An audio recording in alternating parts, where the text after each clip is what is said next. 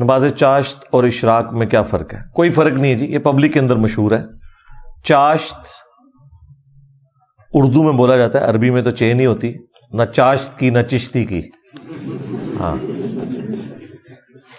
اور عربی میں اس کے لیے دوحہ یا اشراق یا اوابین بھی لفظ بولا گیا ہے۔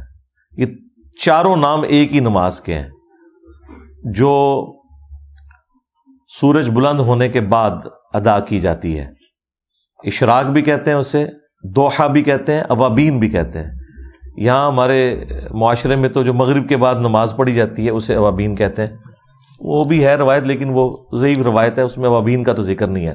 اوابین یہی ہے جو صحیح مسلم شریف میں ہے،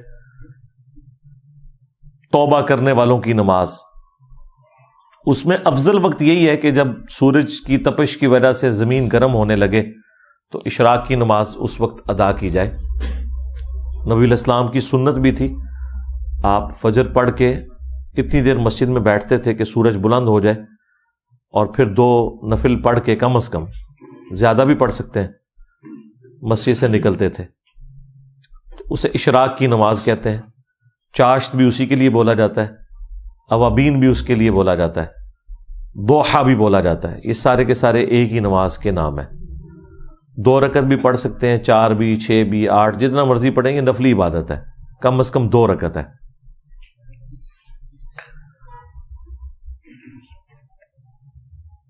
کیا عورت کو دیکھنے اور چھونے سے وضو ٹوٹ جاتا ہے؟ نہیں جی، بیوی کو چھونے سے وضو نہیں ٹوٹتا، امام شافعی کا مسئلہ ہی غلط ہے، اور دیکھنے سے بھی نہیں۔ بہرحال یہ نامحرم کو دیکھنا تو ظاہر حرام ہے، اس طریقے سے گالی دینے سے، سگریٹ پینے سے، ان چیزوں سے وضو نہیں ٹوٹتے، لیکن خود یہ کراہت کے اوپر مبنی چیزیں ہیں۔ میت والے گھر پہلے دن کھانا کھلانا کیسا ہے؟ ہمارے خاندان میں بھی پہلے دن میت کے گھر والے گھی، شکر اور چاول کا اہتمام کرتے ہیں۔ یہ میت کے اوپر اہتمام کرتے ہیں جی، دیسی گھی اور شکر اور چاول کا اہتمام کرتے ہیں۔ اس گھر میں تو کھانا نہیں بننا چاہیے، پریفریبل یہی ہے کہ باقی رشتہ دار یا دوست احباب جو ہیں، محلے دار، انہیں ہیلپ آؤٹ کریں۔ اس وجہ سے نہیں کہ کھانا بنانا حرام ہے، اس وجہ سے کہ وہ غم کی کیفیت میں۔ تو آج کل تو ایسا کوئی مسئلہ نہیں ہے، لوگ جو ہیں وہ فون پہ آرڈر لکھوا دیتے ہیں، دیگ آ جاتی ہے گھر، اب وہ مسئلے کوئی نہیں رہے۔ تو یہ کوئی شرعی مسئلہ اس طرح نہیں ہے کہ اس گھر میں چولہا جلانا کوئی حرام ہے، اس کیفیت کی وجہ سے کہا گیا ہے کہ جو قریبی لوگ ہیں وہ انہیں ہیلپ آؤٹ کریں اس حوالے سے، نہ کہ یہ کہ اس جگہ کھانا پک نہیں سکتا۔ اب ظاہر ہے جو دوسرے شہروں سے لوگ آئے ہوئے ہیں، انہیں بجائے کہ وہاں خود کھانے کے لیے تگ و دو کرنی پڑے تو کھانا وغیرہ ان کے لیے اہتمام ہو جائے تو اس میں کوئی حرج نہیں ہے۔ عورت کا پردہ اور مرد ڈاکٹر کا عورتوں کے مختلف آپریشن، ڈلیوری آپریشن وغیرہ میں شامل ہونا کیسا ہے؟ دیکھیں یہ ظاہر ہے کیٹاسٹرافک کنڈیشن ہے، کیٹاسٹرافک کنڈیشن کے اندر شرعی حکم میں نرمی آ جاتی ہے۔ زندگی موت کی کشمکش ہے، کسی کو تکلیف سے دور کرنا ہے، وہ تو بخاری مسلم میں ہے کہ جنگوں کے اندر عورتیں مرہم پٹی کرتی تھیں، غزوہ بدر اور احد کے موقع پر مردوں کی، تو اس کا پھر حکم ذرا ڈیفرنٹ ہو جاتا ہے۔ باقی اگر کسی کے ذہن میں کوئی فطور ہے تو وہ اللہ تعالیٰ کو خود جواب دہ ہوگا، ادروائز اس طرح کے جو آپریشن کرنے والے لوگ ہیں وہ تو بیچارے روٹین کا ایک کام کر رہے ہوتے ہیں، اس میں عورت ان کے سامنے بھی نہیں ہوتی ہے، صرف اتنا حصہ ان کے سامنے ہوتا ہے جس جگہ انہوں نے آپریشن کرنا ہوتا ہے، باقی تو کپڑا پہنایا ہوتا ہے۔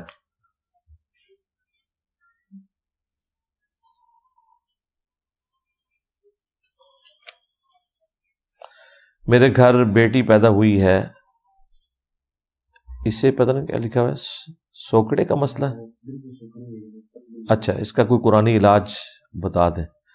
قرآنی علاج تو دعائیں ہی ہیں نا جی، باقی ظاہر ہے کہ اس طرح کی جو بیماری ہیں ان کا کوئی میڈیکل علاج ڈاکٹرز کے ساتھ آپ رابطہ کریں۔ یہ ہر چیز کے بارے میں روحانی علاج کے پیچھے چل پڑنا، روحانی علاج ہر بیماری کا نہیں ہوتا میرے بھائی۔ اگر یہ چیز ہوتی تو نبی علیہ السلام کوئی آپ کو وظیفہ بتاتے جس کے ذریعے چھوٹے بچوں کا ختنہ ہو جاتا۔ ختنہ تو نہیں وظیفے پڑھنے سے ہوتا، نہ پھوکے مارنے سے ہوتا ہے، وہ بلیڈ سے ہی ہوتا ہے۔ تو اس طرح جو میڈیکل بیماری ہیں ان کے علاج کے لیے آپ میڈیکل ڈاکٹر سے ہی رابطہ کیا کریں۔ جو چند ایک ایسی روحانی بیماری ہیں، ان کے علاج کے لیے وظائف ہوتے ہیں.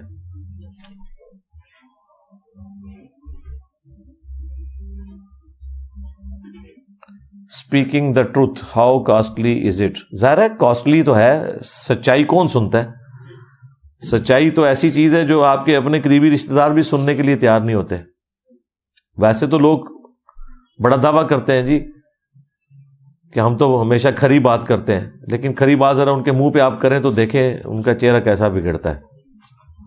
ظاہر ہے مشکل کام ہے، صحابہ کرام نے تو تکلیفیں اٹھائی ہیں سچائی کے لیے. تو اسلام کی سچائی آج کے دور میں بھی مسلمان کے سامنے پیش کرنا ایک مشکل کام ہے. غیر مسلم کو تو چھوڑ دیں، وہ تو پھر بھی کوئی آپ کی بات سن لے گا. مسلمان کو آپ آیت اور حدیث پیش کریں تو ڈر لگا رہتا ہے کہ کوئی بات میں نے ایسی کی تو وہ لڑ پڑے گا میرے ساتھ. ہمارے علاقے میں ایک مذہبی گھرانہ جس میں ولایت کا سلسلہ چل رہا ہے، ان کی کرامات علاقے کے لوگوں نے دیکھی ہیں اور ان کو تحریر بھی کیا. اور جان دو خدا آدھا نہ آ جائے، چھڑ دو نویں گل کرو. میرے بھائی جس کو سائنس کا تعارف نہیں ہے نا، اس کے سامنے تو آپ کوئی سائنسی کرشمہ بھی کر کے دکھائے ہو تو اسے بھی کرامت ہی سمجھتا ہے. چھوڑ دیں. آپ کے یعنی جاہل قسم کے بزرگ بابوں کو اور ان کے ماننے والوں کو پتہ ہی نہیں تھا کہ یہ کیا کیا چالاکیاں کر رہے ہیں. تو اس لیے اس زمانے میں اس طرح کی چیزیں اب کیوں ناپید ہو گئے ہیں؟ اسی لیے ہو گئے ہیں کہ اب اس طرح کی چیزیں آپ کو پریکٹیکلی ثابت کرنی پڑیں گی. اگلے دن ہمارے لائیو سٹوری سیشن میں ایک بھائی آئے اٹلی سے، تو بڑی اچھی بات کر رہے تھے. وہ کہتے ہیں جی میرے جو چھوٹے چھوٹے بچے ہیں وہ مجھے کہتے ہیں کہ جی یہ بابے اب کدھر ہیں آج کل نا، جو آپ ہمیں بچپن سے واقعات سناتے ہیں. یعنی وہ بتا رہے تھے کہ آپ کی ویڈیوز دیکھنے سے پہلے ہم بھی اپنے بزرگوں کے واقعات اس طرح سنایا کرتے تھے. اب اللہ تعالیٰ نے ہدایت دی ان کو الحمدللہ. تو کہتے ہیں کہ وہ بچوں نے ایک بڑی اچھی بات کی. انہوں نے کہا دیکھیں بابا، دنیا میں جو بھی کوئی ٹیلنٹ ہے وہ سامنے آ جاتا ہے. کوئی اگر اچھا گا سکتا ہے تو وہ ٹک ٹاک پہ آتا ہے، یوٹیوب کے اوپر آ کے اپنا چینل بناتا ہے اور اس پہ ویوز کماتا ہے. یہ بابے کیوں نہیں آ کے اپنا چینل بنا کے بتاتے ہیں دیکھو ہم ہوا میں اڑتے ہیں؟ بالکل لاجیکل بات ہے. تھوڑا بہت بھی جنہوں آندہ ہوئے نا، وہ کیمرے تو نہیں بچ سکتا، خود سامنے آتا ہے کیمرے کے اوپر. جن کو کچھ نہیں آتا ان کو کیمرے پہ آنے کا اتنا شوق ہے، تو چاہے ان کی آواز بھدی ہو، وہ اپنی نعتوں کی ویڈیوز بنا بنا کے اپلوڈ کرتے ہیں. مجھے بتائیں اگر کوئی لولا لنگڑا بابا بھی ہوتا نا جو ادھا اڑ سکتا ادھا زمین تے رہتا، انہیں بھی کوئی نہ کوئی اپنا چینل بنا لینا سی ہن تک.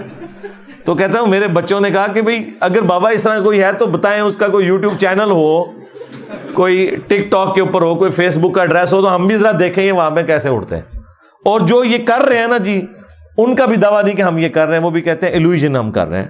ڈیوڈ کاپر فیلڈ کی ویڈیوز رکھی ہوئی ہیں یوٹیوب پہ، آپ دیکھ لیں. پانی پہ چل کے بتائے گا، دیواریں چین میں ایک طرف سے انٹر ہو کے دوسری طرف سے نکل جائے گا. اسٹیچو آف لبرٹی غائب کر دیا ہے، پوری ٹرین ہوائی جہاز غائب کر دیے، بندے کے 2 ٹکڑے کر کے جوڑ دیے. وہ سب کچھ کیمرے کا کمال. وہاں جو آڈینس ہوتی ہے وہ بھی ان کی اپنی ہوتی ہے، لیکن وہ آپ کو دیکھ کے لگتا ہی نہیں ہے کہ یہ سب کچھ ایلوژن کر رہے ہیں. لیکن وہ بھی یہ نہیں کہتے کہ ہم فزیکلی کر رہے ہیں. ہوا میں اڑتا بھی ہے، وہ دیوار پہ یوں چڑھ بھی جاتا ہے. ٹھیک ہے، وہ بھی اسے کہتے ہیں نظر کا دھوکہ. تو اللہ کا شکر ہے، میں نے آپ لوگوں کو پہلے ہی بتایا تھا کہ یہ زیادہ عرصے تک یہ 2 نمبری چلے گی نہیں. لوگ اسے اسلام سمجھ کے اسلام سے متنفر ہو جائیں گے. آج بعض لوگوں کو بڑا ایک دکھ ہوتا ہے اس حوالے سے کہ لوگ دین چھوڑ کے جا رہے ہیں، تو اس کے پیچھے ریزن یہی دین ہے، جس دین کے اندر آپ نے خود سے بدعات اور خرافات داخل کر دی ہیں. ان کا اسلام سے کوئی لینا دینا نہیں ہے. اس قسم کے دین سے تو ہم متنفر ہیں. کسی غیر مسلم کو ہم نے یہ دین پیش کرنا ہے کہانیوں والا؟ اللہ سے ڈر جائے. مسلم کی حدیث ہے 13 باپ اور میرا باپ جہنم میں ہے. جی میں نے اس کی وضاحت کی ہوئی ہے، مسئلہ 98 میرا دیکھ لیں. ایمان والدین مصطفیٰ صلی اللہ علیہ وآلہ وسلم، یہ باپ کا لفظ ہے، والد کا لفظ نہیں ہے. یہاں نبی الاسلام نے کنایا اپنے چچا سے کیا ہے. آپ کے چچا تو جہنم میں ابو لہب، تو یہ باپ سے مراد یہاں پہ والد نہیں ہے. پوری ایک ڈاکٹرن ہے، وہ آپ میری ویڈیو دیکھ لیں، میں نے اس میں تفصیل سے بیان کیا. سیدہ عائشہ اور سیدہ فاطمہ کے درمیان تعلقات اور ان کا اسلامی تاریخ پر اثرات. تعلقات ٹھیک تھے جی. تعلقات کون سا مطلب 6 مہینے بعد تو سیدہ فاطمہ فوت ہو گئی, تو آگے معاملات تو اس طریقے سے چلے ہی نہیں ہیں, تو اچھے ہی تعلقات تھے. بلکہ یہ جو حدیث ہے خاتون جنت والی, یہ تو ام عائشہ نے روایت کی ہے. وہ کہتی ہیں کہ نبی الاسلام نے ایک دن سیدہ فاطمہ کے کان میں ایک بات کہی اور وہ رو پڑی, اور پھر ایک بات کی تو وہ مسکرا پڑی. اب چونکہ حضرت عائشہ کے سامنے یہ سب کچھ ہو رہا تھا, تو سیدہ عائشہ نے نبی الاسلام کی زندگی میں حضرت فاطمہ سے نہیں پوچھا کہ یہ باپ بیٹی کے درمیان کیا راز کی بات ہوئی ہے. یعنی ایک اخلاقی معاملات کو لے کے چلنا ہوتا ہے معاشرے میں, اس طرح تو نہیں ہوتا. ہمارے سامنے کوئی ایسی بات ہو جائے تو ہم تو فون کہتے ہیں کہ پہ کہنا سی, لیکن یہ اخلاقیات کا تقاضا ہے. تو سیدہ عائشہ سلام اللہ علیہا کہتی ہیں کہ جب نبی الاسلام کی وفات ہوئی تو اس کے کچھ عرصے کے بعد میں نے سیدہ فاطمہ کو کہا کہ میں تمہاری ماں ہوں جو حق رکھتی ہوں تم پر, اس حق کے سبب میں تم سے پوچھتی ہوں کہ اللہ کے نبی نے تمہارے کان میں کیا بات کی تھی صلی اللہ علیہ وآلہ وسلم.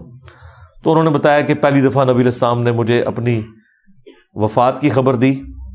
کہا کہ حضرت جبرائیل علیہ السلام ہر سال 1 دفعہ آ کے دورہ قرآن کرتے تھے, اس دفعہ 2 دفعہ آئے ہیں, مجھے لگتا ہے اگلے سال میں زندہ نہیں رہوں گا. تو اس پہ میں رو پڑی, اور پھر نبی الاسلام نے میرے کان میں ایک بات کی کہ میرے اہل البیت میں سے سب سے پہلے تم مجھے آ کے میرے مرنے کے بعد ملو گی. اور 6 مہینے بعد وہ فوت ہو گئی. اور کیا تم اس پہ راضی نہیں ہو کہ تم جنتی عورتوں کی سردار ہو؟ تو اس پہ میں مسکرا پڑی. یہ حدیث خود سیدہ عائشہ نے روایت کی ہوئی ہے. تو تعلقات تو ٹھیک تھے الحمدللہ. وہ پنجتن پاک والی جو حدیث قصہ ہے وہ بھی اما عائشہ نے ہی روایت کی ہے نا, کہ نبی علیہ السلام صحیح مسلم میں آتا ہے کہ ایک دفعہ اپنے گھر سے اس حال میں برآمد ہوئے کہ آپ صلی اللہ علیہ وآلہ وسلم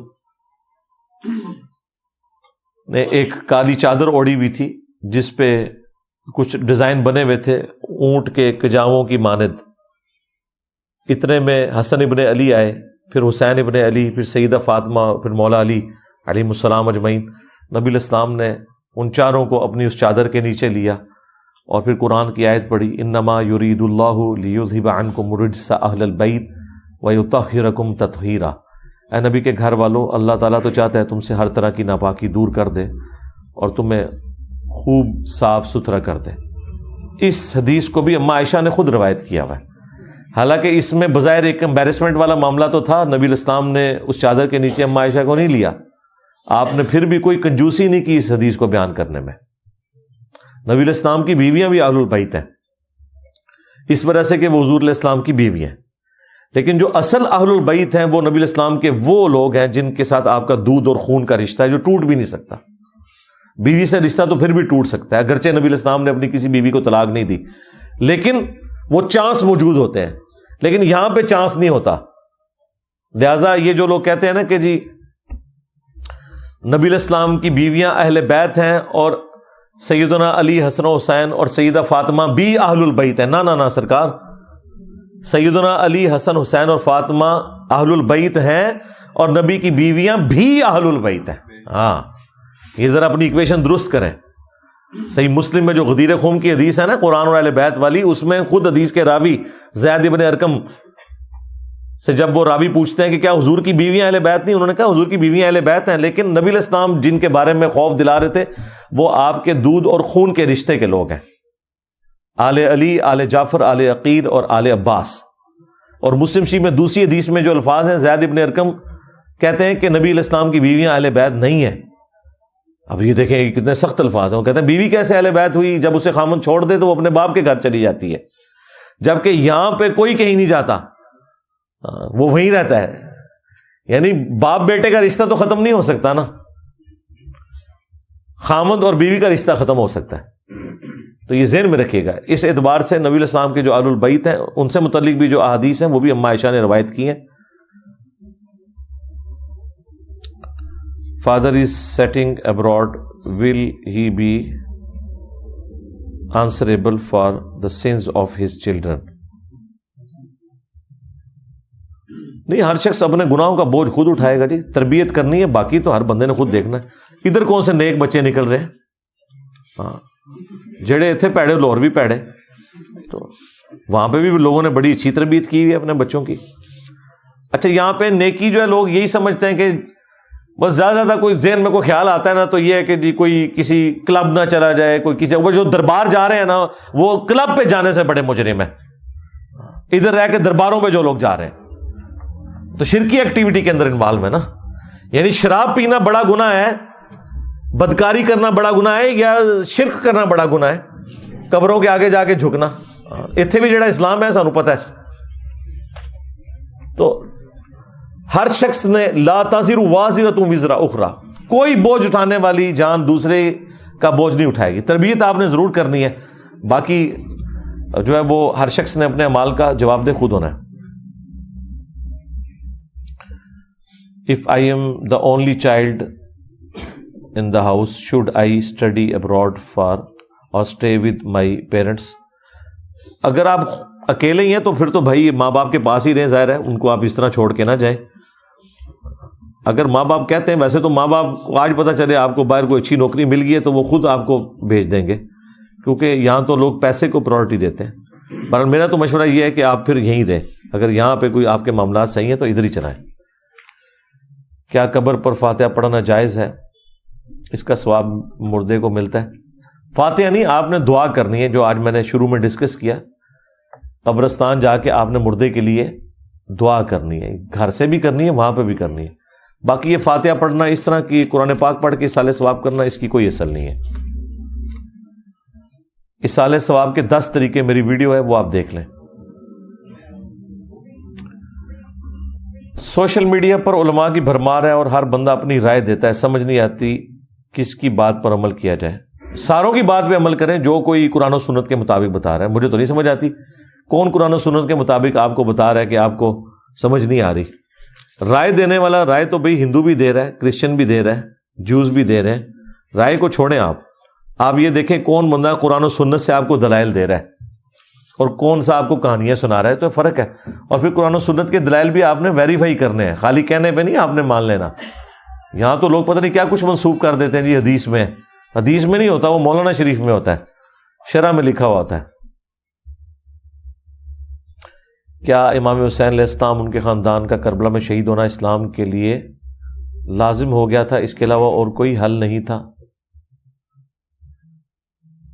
اللہ تعالیٰ کی تقدیر غالب آئی ہے جی. ظاہر ہے کہ جتنے بھی ہوئے ہیں, شہدائے بدر بھی جو شہید ہوئے ہیں اسلام کے لیے شہید ہوئے ہیں, تو ظاہر ہے کہ اسلام قربانیوں کے ذریعے آگے ٹرانسفر ہوا ہے. ادھر آپ کربلا کی بجائے بدر لگا لیں, احد لگا لیں, تو جو آپ جواب سمجھیں گے وہی ہمارا جواب ہوگا. اکثر علماء حضرت سلمان فارسی کی عمر 250 سال بیان کرتے ہیں. اور کہانی ہے یار, خدا کے لیے اللہ سے بھی نہیں ڈرتے, جھوٹ بولتے ہیں. میری شادی نہیں ہو رہی, بہت سے لوگ کہتے ہیں مجھ پر کسی نے بندش کروائی ہے. کیا سچ میں ایسا ہوتا ہے؟ کوئی بندش نہیں ہوتی میرے بھائی, ہو جائے گی انشاءاللہ شادی. شادی ہونے کے بعد بھی آپ کو سکون ہو جائے گا انشاءاللہ تعالیٰ ہو جائے گی. ہم آپ کے لیے دعا کرتے ہیں انشاءاللہ ہو جائے. بندش نہیں ہوتی جی اس طرح, کسی کی نہ کاروبار کی کوئی بندش ہوتی ہے, اس طرح کے کوئی معاملات نہیں ہوتے. اسلام کو کیسے بہتر طریقے سے سمجھا جائے؟ قرآن و سنت پڑھ کے جی, اور تو کوئی طریقہ نہیں ہے. قرآن کی تفسیر پڑھیں اور ہماری ویڈیوز دیکھیں, اس میں ہم نے قرآن کی تفسیر بھی ریکارڈ کروا دی ہے, اختلافی موضوعات بھی. سیدنا ابو ہریرہ سے زیادہ حدیث کیوں روایت ہے جبکہ انہوں نے نبی اسلام کے ساتھ وقت کم گزارا ہے؟ اس کا جواب حضرت ابو ہریرہ نے خود دیا ہے بخاری مسلم میں, کہ میرے باقی جو ساتھی ہیں وہ تو دن کے وقت محنت مزدوری کرتے ہیں اور میں اصحاب صفہ میں ہوں, نبی اسلام کے ساتھ رہتا ہوں, تو زیادہ حدیثیں میں نے روایت کی. زیادہ کیا 5000 ہیں, اس سے زیادہ تو نہیں ہے, کوئی لاکھوں میں تو نہیں ہے. لاکھوں میں تو اسناد ہے, حدیثیں تو 5000 کے قریب ہیں. باقی جو خلفائے راشدین ہیں ان کی ڈیوٹیز ایک حکومتی لیول کے اوپر تھی, ظاہر ہے ریکارڈ کیپنگ والا کام انہوں نے تو نہیں کیا, وہ تو خود سراپا سنت تھے, ان کو دیکھ کے لوگ سنت سیکھتے تھے. تو یہ بالکل اعتراض غلط ہے کہ حضرت ابوبکر سے حدیثیں کم کیوں ہیں, حضرت ابو ہریرہ سے زیادہ کیوں ہیں. یہ اعتراض بالکل باطل ہے. آپ کوئی علمی اعتراض کریں کہ حضرت ابوبکر صدیق نے یہ بات بیان کی اور حضرت ابو ہریرہ نے بالکل الٹ کوئی حدیث بیان کر دی، اس طرح کی کوئی بات بیان کریں تو کریں، یہ اعتراضات نہ کریں۔ دیکھیں غالی جو شیعہ ہیں رافضی، انہوں نے حضرت ابو ہریرہ کے اوپر اتنے اتنے جھوٹ باندھے کہ وہ اہل البیت سے بغض رکھتے تھے، تو میں نے تو احادیث سے ثابت کیا ہے کہ وہ کرٹیکل احادیث جو بنو امیہ کے خلاف تھی، اہل البیت کی شان میں تھی، وہ ساری حضرت ابو ہریرہ نے بیان کی ہوئی ہیں۔ ٹھیک ہے، تو حضرت ابو ہریرہ کے اوپر آپ کوئی علمی مقدمہ قائم کریں، ہم اس کا علمی جواب دیں گے۔ یہ بات بالکل غلط ہے کہ آپ اس طریقے سے کریں۔ اس کے اوپر میری تفصیلی ویڈیو بھی ریکارڈ ہے، حضرت ابو ہریرہ سے زیادہ حدیثیں کیوں ہیں۔ اتنے سارے فرقوں کی موجودگی میں آپ دین کا کام کر رہے ہیں، اس سے آپ کی فیملی لائف متاثر نہیں ہوتی؟ نہیں جی، چل رہی ہے، الحمدللہ چل رہی ہے۔ میرا جتنا کام تو ظاہر ہے ہر بندے نے تو نہیں اتنا کام کرنا، نہ اس کو ضرورت ہے اتنا زیادہ کام کرنے کی۔ ہر بندے کو اللہ تعالیٰ نے حالات و واقعات ایک جیسے نہیں دیے ہوئے، تو خود اللہ تعالیٰ آسانیاں ایسی پیدا فرما دیتا ہے۔ اب آپ کیا سمجھتے ہیں کہ حضرت عمر فاروق رضی اللہ تعالیٰ عنہ جب خلیفۃ المسلمین بن گئے تھے تو پھر وہ اپنی فیملی کو اتنا ہی ٹائم دیتے تھے جتنا پہلے دیتے تھے؟ نہیں، ایسا نہیں ہوتا بھائی۔ جب ذمہ داریاں پڑتی ہیں تو پھر آپ کو فیملی لائف کے اوپر کچھ کمپرومائز کرنا پڑتا ہے۔ صحابہ اور اہل بیت میں کیا فرق ہے اور ان میں سے افضل کون ہے؟ اہل البیت کو ظاہر صحابہ کرام اپنے سے افضل ہی سمجھتے تھے، اس میں تو کوئی دوسری رائے نہیں ہے۔ باقی دونوں کے ساتھ ہماری محبت ہونی چاہیے، عقیدت ہونی چاہیے، ہمارے ایمان کا حصہ ہے۔ قرآن میں قتل کے بدلے قتل ہے، حالانکہ پاکستان کے آئین کے مطابق صدر چاہے تو معاف کر سکتا ہے۔ کیا پاکستان کے آئین کا یہ حصہ اللہ کے قانون کے ساتھ ٹکراتا نہیں؟ بالکل ٹکراتا ہے۔ میں نے تو 8 سے 11 سال پہلے اس کے اوپر پوری ویڈیو ریکارڈ کروائی ہوئی ہے کہ صدر پاکستان کا باپ بھی نہیں سزا معاف کر سکتا، یہ بالکل غلط ہے۔ کیا باپ اپنی مرحومہ بیٹی کو غسل دے سکتا ہے؟ نہ باپ نہ دے غسل کے لیے کسی عورت کو ہائر کریں، باپ نہ دے، خامن دے سکتا ہے، کیونکہ خامن کا تو اپنی بیوی سے کوئی پردہ نہیں ہے نا، لیکن باپ نہ ہی دے۔ ایک عورت کی 2 یا اس سے زیادہ شادیاں ہوئی ہیں تو وہ جنت میں کس شوہر کے ساتھ رہے گی؟ وہ خود ڈسیژن کرے گی جی، آپ ٹینشن نہ لیں، وہ خود ڈسیژن کرے گی۔ ادھر کوئی آپ نے کمٹمنٹ کروانی ہے تو کروا لیں، فی الحال تو کوشش کریں کہ وہ خود بھی جنت میں پہنچ جائے، اس کے شوہر بھی جنت میں پہنچ جائے، ہو سکتا ہے ایک بھی نہ پہنچے۔ ہاں،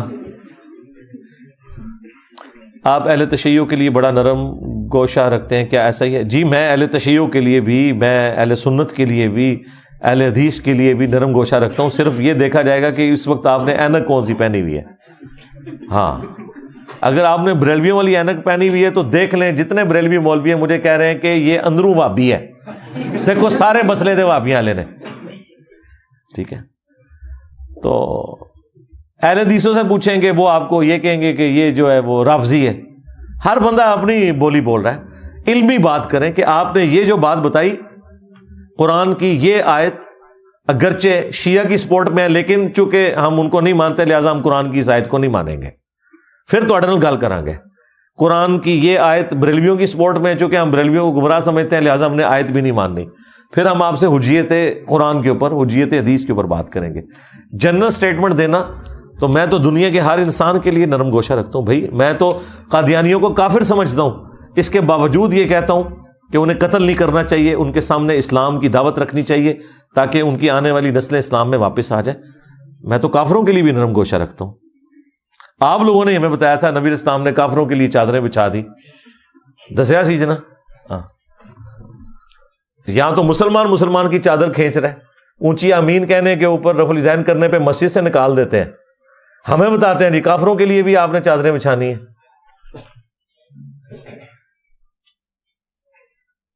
میں گرافک ڈیزائنر ہوں،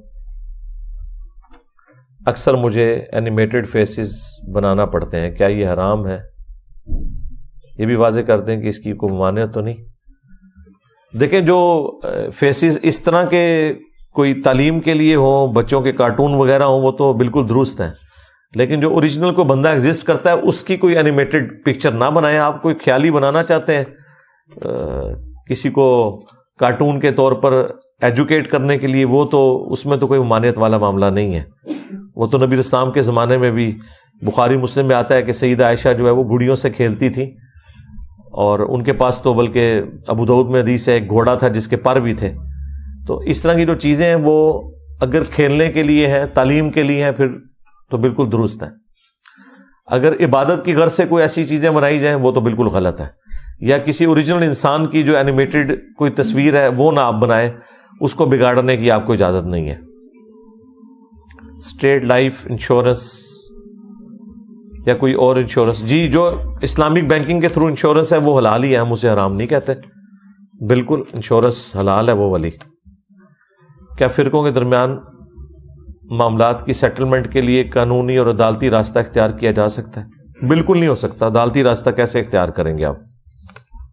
عدالتوں میں بھی تو یہی لوگ ہی بیٹھے ہوئے, یہ لوگ تو سدھرنا چاہتے ہی نہیں ہیں, بس دعوت ہی دیں گے, اس سے زیادہ کچھ ہو نہیں سکتا. زبردستی آپ کچھ بھی نہیں کر سکتے. یہ جو خلافت کے نام کے اوپر بھی امت کا لوگ گرماتے رہتے ہیں, ان کو بھی میں نے اکثر کہا ہے کہ آپ خلافت کی بات اس ملک میں کر رہے ہیں کہ جس ملک میں ان لوگوں کی اکثریت ہے کہ خلافت جب قائم ہوگی تو خلیفہ پھر بریلویوں میں سے ہوگا. ہاں, تو پہلے تہاڈی شامت آنی ہے. جتنے وی لاگرز ہو نا, موٹیویشنل اسپیکرز جنہوں نے شوق ہے خلافت لے آنے تھا, پہلے تہاڈے گاٹے لانے انہوں نے, کیونکہ وہ گستاخ رسول سمجھتے ہیں. دیوبند کو بھی, اہل حدیث کو بھی, شیعہ کو بھی, سب سے پہلے شامت آنی ہے ان کی. تو یہ اگر ان کو اپنی موت جلدی عزیز ہے تو ٹھیک ہے, یہ مانگیں, ورنہ آپ ہمارے والا کام کریں, خلافت کے لیے کام کریں. خلافت کے لیے وی لاگ نہ بنائیں.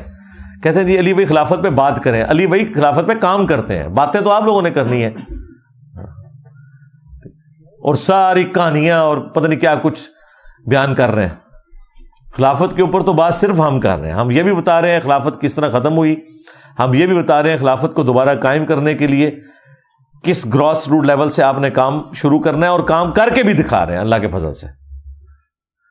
زمین گھوم رہی ہے تو بیت المعمور خانہ کعبہ کے اوپر کیسے آ سکتا ہے؟ اور میرے بھائی یہ کوئی فزیکل چیزیں نہیں ہیں جن کو آپ نے اس طریقے سے ان کے آپ نے کوآرڈینیٹس ڈرا کرنے ہیں.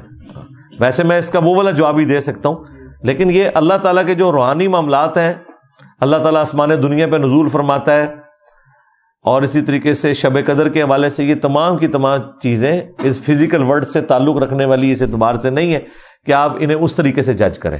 بس ان پہ ایمان لانا ضروری ہے, سیدھی سی بات ہے.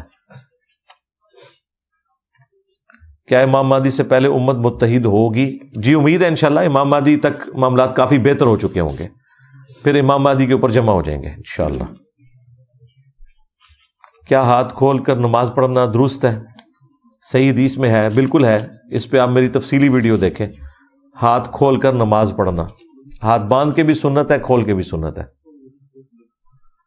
حضرت عمر فاروق رضی اللہ تعالیٰ کے دور میں کیا مسلمانوں میں شراب نوشی عام ہو گئی تھی؟ جی بخاری مسلم میں آتا ہے, اس لیے حضرت عمر نے پھر 80 کوڑے کر دیے تھے, پہلے 40 تھے. شراب نوشی بعد میں بڑھ گئی تھی, ظاہر ہے وظیفے لگ گئے تھے نا. یہاں پہ بھی آپ دیکھ لیں کوئی امیر آدمی, اس کی اولاد بگڑ جاتی ہے نا, یا جن کے پاس نیا نیا پیسہ آتا ہے وہ یاشی میں لگ جاتے ہیں, تو یہی کچھ شروع ہو گیا تھا. معاشرے کی تعمیر و ترقی میں اسلام کا کردار نظر نہیں آتا. اگر اسلام کو ختم ہی کر دیا جائے تو کیا بڑا فرق پڑے گا؟ تو اسلام پہلے ہی ختم ہوا ہے, اس لیے آپ کو فرق ہوا ہوا نظر آ رہا ہے. ادھر اسلام کی وجہ سے تو کوئی خرابی نہیں آئی ہے, اسلام کو نہ ماننے کی وجہ سے, اسلام پہ نہ چلنے کی وجہ سے خرابی ہے.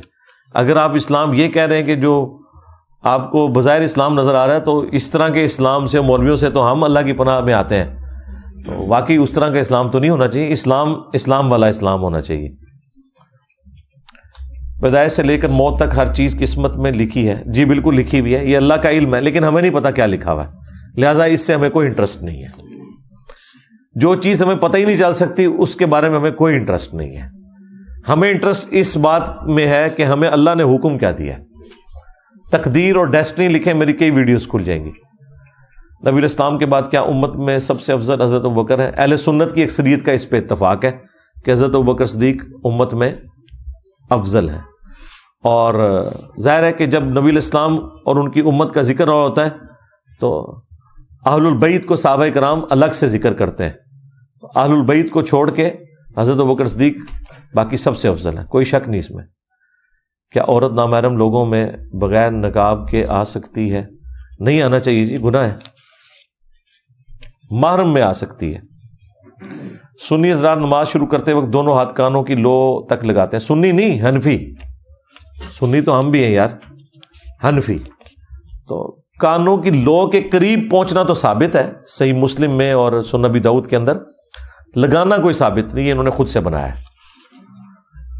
کانوں تک ہاتھ اٹھانا بھی سنت ہے اور کندھے تک ہاتھ اٹھانا بھی سنت ہے، دونوں سنت ہے. جس طرح ہاتھ چھوڑ کے نماز پڑھنا بھی سنت ہے، ہاتھ باندھ کے بھی سنت ہے. کیا کعبہ کو چومنا جائز ہے اور مقام ابراہیم کو؟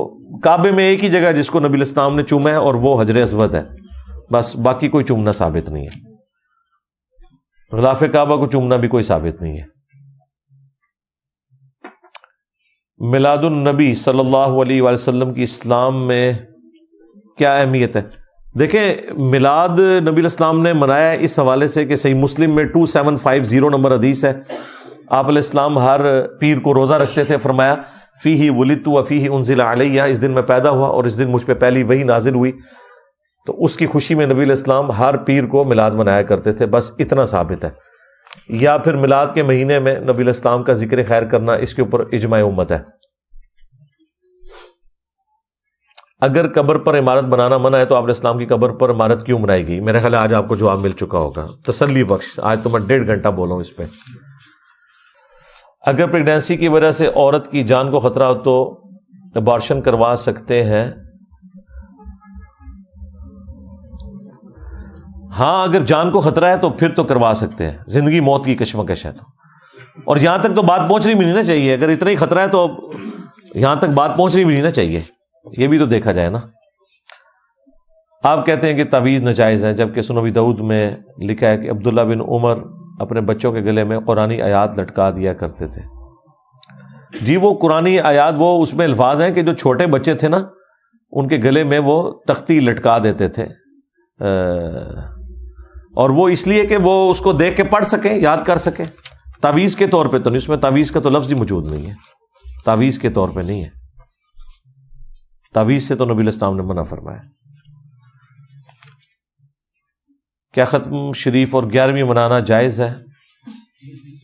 آج کے پیر کی بیعت تو ہونا لازم ہے. آج کے پیر سے بچنا لازم ہے بھائی. ہاں، اور یہ ختم شریف اصالہ ثواب کے لیے جو غریبوں کو کھانا کھلایا جاتا ہے وہ تو جائز ہے. باقی 11ویں وغیرہ کی تو ثابت ہے جی. ہاں، جو 11ویں والوں کی نماز کا طریقہ ہے وہ ثابت ہے بخاری مسلم سے، وہ کر سکتے ہو. عقیقہ کے لیے جانور کی کیا شرائط ہیں؟ وہی شرائط ہیں جو قربانی والے جانور کی ہیں، سوائے ایک چیز کے کہ آپ اس میں دونا ہونے کی شرط نہیں ہے. باقی تو ساری شرطیں ہونی چاہیے نا. جانور تو ہونا بالکل لاغر نہ ہو، اللہ کی راہ میں دینا ہے آپ نے. باقی دونا ہونا جو ہے نا وہ قربانی کے جانور کی شرط ہے اسپیسیفکلی. اس کیس میں چونکہ ایک صدقہ، ایک جان ہی آپ نے دینی ہے تو وہ چھوٹا جانور بھی ہو سکتا ہے. جمعے کی تقریر میں امام خطیب دشمنان اہل بیت کی تعریفیں کرے اور سامعین پر ناگوار گزرے تو اس امام کے پیچھے نماز پڑھ سکتے ہیں. بھائی مروان کے پیچھے حسن و حسین نمازیں پڑھتے رہے ہیں تو یہ تو شاہی کوئی نہیں ہے. ٹھیک ہے، نماز ہو جائے گی. نہیں دل مانتا کسی اور دوسرے امام کے پیچھے جا کے پڑھنا ہے. کلمہ گو مشرک کی اہل کتاب مشرک اور کافر مشرک میں فرق واضح کرتے ہیں. فرق واضح یہ ہے کہ ظاہر ہے یہ نکاح تو ہو سکتا ہے. فرق ہے کہ یہ کلمہ گو مشرک مرے گا، اس کا جنازہ پڑھا جائے گا. اہل کتاب مشرک کا جنازہ نہیں پڑھا جائے گا کیونکہ وہ کافر ہے. باقی آپ کلمہ گو مشرک اور کافر مشرک میں فرق یہ لکھیں، یوٹیوب کے اوپر میری تفصیلی ویڈیو کھل جائے گی.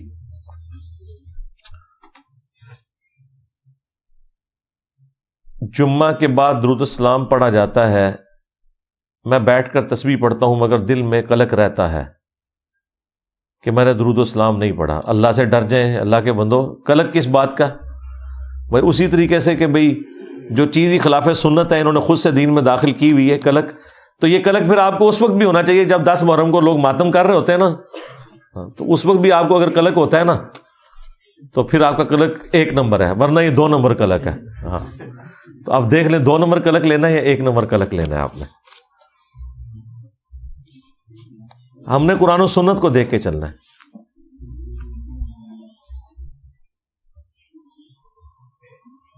حدیث میں آتا ہے کہ جس نے ایک دفعہ بھی کلمہ پڑھا اپنا عذاب بھگت کے جنت میں چلا جائے گا. یہ حدیث کیا اس مسلمان پہ بھی ہوگی جس نے کلمہ پڑھا لیکن کوئی کئی سو کلمہ پڑھنے والوں کو قتل کیا اور کروایا؟ اللہ کو بہتر پتا ہے جی. ابو داؤد میں حدیث ہے اللہ تعالیٰ یا شرک معاف نہیں کرے گا یا قتل نہ حق اس کو بھی معاف نہیں کرے گا. اللہ کی مرضی ہے جی, ہم کیا کہہ سکتے ہیں. توبہ کر کے مرا تو پھر انشاءاللہ بخشش ہو جائے گی. شخصیت پرستی کی بنیادی تعریف کیا ہے؟ آپ کی اسلامی تعلیمات کے مطابق انفرادیت اس معاملے میں کیا ہے؟ 8 سے 30 سال بعد اس طرح کے تعلیمی نظام کو کس طرح دیکھ رہے ہیں جو کہ ایک الگ جماعت کے طور پر نہ ابھر سکے؟ یہ مجھے کچھ کہنے کی کوشش کر رہے ہیں جی. ہمارے ساتھ تو ان چیزوں کا کوئی لینا دینا نہیں میرے بھائی. یہ جو شخصیت پرستی ہے نا وہ آتی اس لیے کہ عموماً وہ شخصیات اپنی پرستش خود کرواتی ہیں. ہاں یہ ذہن میں رکھیے گا. انہوں نے اپنے نام کے اوپر فرقے خود بنائے ہوتے ہیں, کتابیں لکھ کے باقی فرقوں کو کافر کہا ہوتا ہے, تو پھر اس کا الٹیمیٹ نتیجہ یہی نکلتا ہے جو فرقوں کی شکل میں ہے. اب یہ لوگ کہتے ہیں جی کسی بزرگ نے یہ تو نہیں کہا میرے نام پہ فرقہ بناؤ, بالکل نہیں کہا, بس یہ نہیں کہا باقی سب کچھ کہا ہے, تو اس کا الٹیمیٹ نتیجہ یہی ہے. وہ سب کچھ جو کہہ کے گئے ہیں نا, جو وہ کہے گا اس کا بھی الٹیمیٹ نتیجہ فرقے کی شکل میں نکلے گا. ہم تو اللہ کے فضل سے ایسا نہیں کہتے. یہ سارے فرقے یہ کہتے تھے کہ جنتی فرقہ ہمارا ہے باقی سب جہنمی ہیں. ہم کہتے ہیں کہ سارے مسلمان ہیں ان کے پیچھے نمازیں پڑھو. ان ساروں کے بزرگ کہتے تھے اپنی مسجد ادا کرو, ان کے پیچھے نماز نہیں پڑھنی. ہم کہتے ہیں مسجدیں ہی نہیں کی آپ نے, ان کے پیچھے نماز پڑھنی ہے. وہ کہتے ہیں ایک دوسرے کو چندہ دینا حرام ہے, صرف ہمارے فرقے کو دو. ہم کہتے ہیں ساروں کو ہم چندہ دیں گے, ہم اپنی چندہ بک کو نہیں بنائیں گے. ایک گند جو ان فرقوں کے اندر موجود ہے, کوئی ہماری اس دعوت کے حوالے سے پیش کرے کہ ہاں یہ والی گندگی جو ہے نا یہ آپ کے اندر بھی نظر آ رہی ہے, اس کی وجہ سے آپ بھی فرقہ بن جائیں گے. اور یہ بات پھر وہ بندہ کرے جو خود اس گندگی کا حصہ نہ ہو. ہاں اگر کوئی بریلوی دیوبندی اہل حدیث شیعہ آ کے مجھے یہ کہے گا تو میں کہوں گا اس کا مطلب ہے تم اپنے بزرگوں کے اس فرقوں کو گند مان رہے ہو, کہ نہیں ان کو تو میں نہیں مان رہا. پھر تو مجھے کہہ بھی نہیں سکتا. مجھے تو وہ بندہ کہے گا جو مانے. ایک بریلوی مجھے کہے کہ احمد بریلوی نے اسام الرحمن لکھ کے اور احکام شریعت لکھ کے جو باقی فرقوں کو کافر قرار دیا یہ اس نے گند کیا, پھر میں اس کی بات بھی سنوں گا کہ یار اس کی بات میں کوئی وزن ہوگا, مجھے کرے گا. ہوں دس میں کہ کافر کر ڈکلیئر کیتا ہے.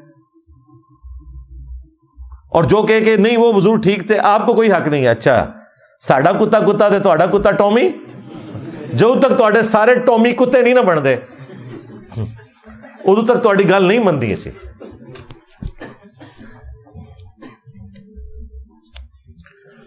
یہ اپنے کتے کو صرف ٹومی کہنا یہ غلط ہے, سارے کتوں کو پھر ٹومی ماننے آپ, سیدھی سی بات ہے.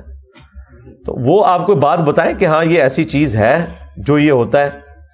یہ انہوں نے بس چونکہ اپنے بزرگوں کا گند انہوں نے صاف کرنا ہے, اپنی ان کی دمیں کٹی ہوئی ہیں, تو وہ خام خواہ وہ ہر گالی جو اپنے بزرگوں کے بارے میں تھی وہ ہمیں دیتے ہیں. جس کا ثبوت یہ ہے کہ آج تک مجھے کسی اہل حدیث نے آ کے یہ نہیں کہا کہ انجینئر صاحب مزارات کے خلاف آپ نہ بولا کریں, بریلویوں کے چڑیا جتنے دل دکھ جاتے ہیں. کبھی نہیں. جس دن مجھے کوئی اہل حدیث آ کے یہ سمجھائے گا نا کہ جی مزارات کے خلاف آپ نہ بولا کریں, قبر پرستی کے خلاف آپ نہ بولا کریں, میں کہوں گا ہاں واقعی یار یہ اتحاد امت پہ کام کرنا چاہ رہا ہے, جس کو یہ اتحاد امت سمجھ رہا ہے. ہم تو اس چیز کو اتحاد امت نہیں سمجھتے, یہ فساد امت ہے. اتحاد امت یہ ہے کہ آپ نے امت کو اپنے بزرگوں سے توڑ کے رسول اللہ کے ساتھ جوڑنا ہے صلی اللہ علیہ وآلہ وسلم. آج تک مجھے کسی بریلوی نے آگے نہیں کہا کہ جی انجینئر صاحب یہ یزید کو جو آپ رگڑا لگاتے ہیں تو ہمارے اہل حدیث بھائیوں کے دل دکھ جاتے ہیں, آپ یزید کو ہماری خاطر رحمت اللہ علیہ کہہ دیا کریں. اس کا مطلب ہے جس نے جو چشمہ لگایا ہوا ہے اسے اپنے مطلب کی بات مل رہی ہے, اس میں وہ خوش ہے. ہاں جہاں اس کے کئی مفادات کے اوپر ضرب پڑتی ہے نا, وہ کہتا ہے یہ بہت سخت بول رہے ہیں انجینئر صاحب, ذرا تھوڑا ہتھولا رکھو. اور دوسروں کے بارے میں کہتے ہیں کام چک کے رکھو, چک کے رکھو جی کام, ایسی تیسی نہ دی. لے جی یہ آپ کا پورا تھا اللہ کے فضل سے میں نے ختم کر دیا ہے. کوئی ایک پرچی بھی ایسی نہیں ہے جو میرے سٹیج پہ آنے سے پہلے مجھے دی ہو اور میں نے وہ نہ پڑھی ہو. یہ ہو سکتا ہے کہ میں نے کسی بات کا مختصر جواب دیا، آپ کو ویڈیو ریفر کر دی، کیونکہ عموماً اس طرح کے جو مسائل ہوتے ہیں وہ مقدمہ ہوتے ہیں۔